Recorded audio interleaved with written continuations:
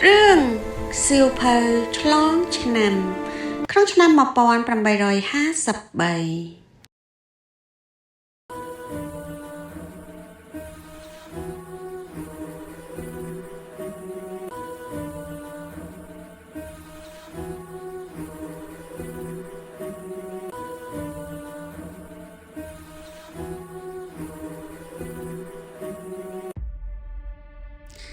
នាងគឺឈ្មោះថាម៉ាណាតែងតែសុបិនរយប់ឃើញខ្លួនឯងដើរនៅក្នុងភពងងឹតដែលមិនបានស្គាល់សោះឡើយហើយតែងតែជួបបុរសម្នាក់ស្រែកហៅនេះជាកន្លែងអ្វីនឹងងងឹតខ្លាំងណាស់ម៉ាណាមកហើយម៉ាណាខ្ញុំចាំយូរហើយម៉ាណាដូចសពដងមិនចម្លែកចិត្តទេព្រោះតែងតែសុបិនបែបនេះហើយជារៀងរាល់ព្រឹកនាងតែងតែទៅសាលានាងជានិស្សិតឆ្នាំទី3ម៉ាណាអ្នកគ្រូចង់ឲ្យម៉ាណាទៅសៀមរាបដើម្បីទៅស្វែងរកប្រវត្តិសាស្ត្រខ្មែរឲ្យអ្នកគ្រូចាស់អ្នកគ្រូខ្ញុំនឹងទៅម៉ាណាបានលាមិត្តរួមថ្នាក់ទាំងអស់គ្នាទៅផ្ទះហើយទៅដល់ផ្ទះនាងក៏បានឆែករកសន្តាគារនិងទីកន្លែងដែលទៅស្វែងរកជូនអ្នកគ្រូនាងចូលចិត្តដំណើរកម្សាន្តខ្លាំងណាស់ជាពិសេសគឺអង្គរវត្តនេះហើយនៅក្នុងខេត្តសៀមរាបពេលវេលាព្រឹកឡើងបានមកដល់ម៉ាណាបានធ្វើដំណើរតែម្នាក់ឯងដោយសប្បាយចិត្តរីករាយនៅក្នុងឡានក្រុង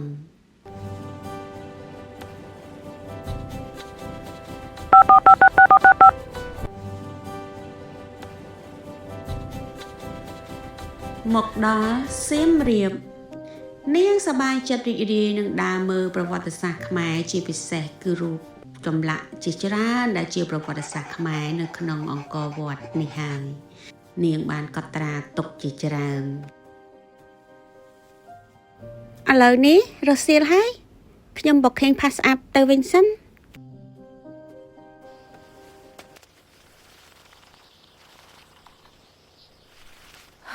ប្រហែលជាពូ pass up មកដល់ហើយដឹង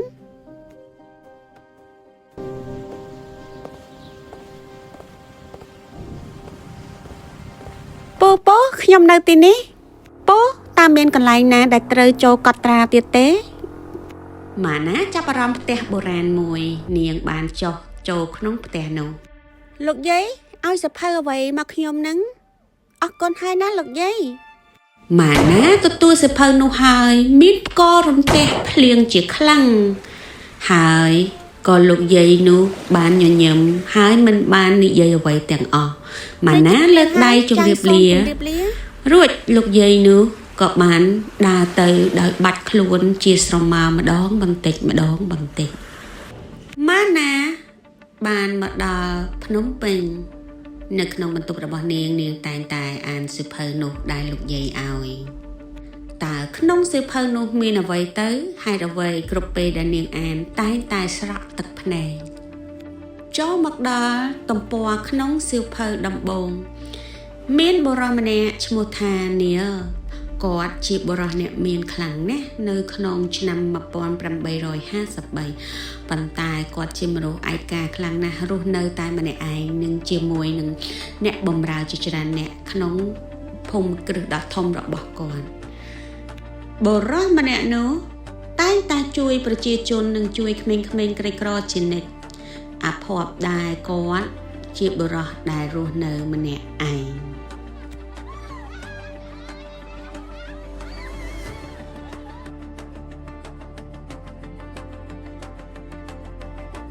ខ្ញុំពិតជាអាណិតលោកខ្លាំងណាស់បើសិនជាអាចក្នុងឆ្នាំ1853ខ្ញុំនឹងនៅកំដរលោកដូចសពរដងម៉ាណាបានទៅសាលាហើយឥឡូវនាងបានចេញពីសាលារៀនវិញហើយមកដល់ផ្ទះធ្វើកិច្ចការផ្ទះរួចក៏បានចូលទៅគេងប៉ុន្តែមិនភ្លេចសោះឡើយមុននឹងគេងនាងតែងតែអានសៀវភៅរឿងរបស់បុរសម្នាក់នោះ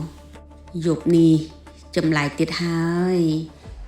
រាល់ក្នុងសៀវភៅដែលនាងបានអានគឺនាងបានសុបិនឃើញជាក់ស្ដែងតែម្ដងដូចជារឿងពិតអញ្ចឹង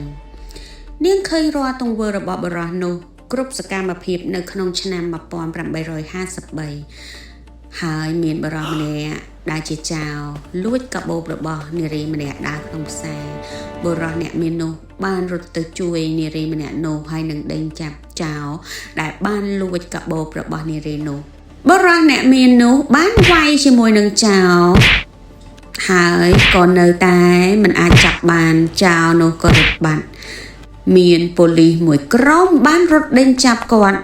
ព្រោះគិតថាគាត់ជាចៅវិញគាត់បានជាប់គុកនៅក្នុងពេលនោះដោយសារទង្វើល្អរបស់គាត់ម៉ាណាបានភ្ញាក់ពីដំណេករួចបាននិយាយថាលោកហើយលោកហេតុអីក៏កម្មម្ល៉េះនាងបានបិទសៀវភៅរួចនាងក៏បានកេងទៅវិញរំពេចភ្លាមនោះសៀវភៅបានរង្គើរង្គោះពេញបន្ទប់ហើយក៏ស្រូបនាងទៅចូលក្នុងទឹកបាត់ទៅជួយផង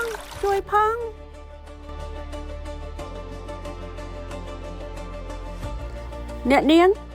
ងើបឡើងអ្នកនាងម៉ាណាភ្ញាក់ពីគេងក៏បានឃើញខ្លួននៅបន្ទប់ចម្លែកមួយនាងផិតភ័យខ្លាំងណាស់នាងបានរត់ចេញទៅក្រៅប៉ុន្តែទោះតែរត់យ៉ាងណាក៏មិនអាចគេចចេញពីបន្ទប់នេះបានឡើយនាងយំដោយអស់កម្លាំងរហូតក៏គេងលក់បាត់ទៅ